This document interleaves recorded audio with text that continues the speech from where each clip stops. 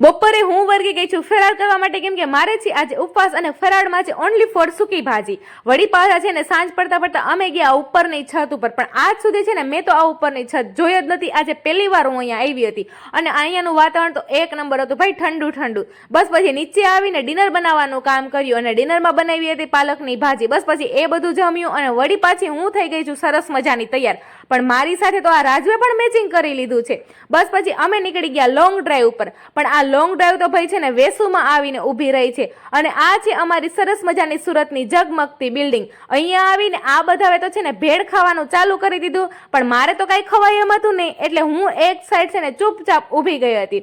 ભેળ ખાઈને આ બધા વળી છે ને આઈસ્ક્રીમ ખાવાનું ચાલુ કર્યું. કોઈ વે કોર્ન ને, કોઈ વે આઈસ્ક્રીમ ને, કોઈ વે ગુલ્ફી ને. આ બધા એની મજા માણે છે. કઈ નહીં, ચાલો હવે તમે બધા છે ને સબસ્ક્રાઇબ કરી દેજો. અને આનો લોંગ વિડીયો છે ને આપણી ચેનલ ઉપર આવી ગયો છે. ચાલો મળશું નેક્સ્ટ વ્લોગમાં, ત્યાં સુધી હર હર મહાદેવ.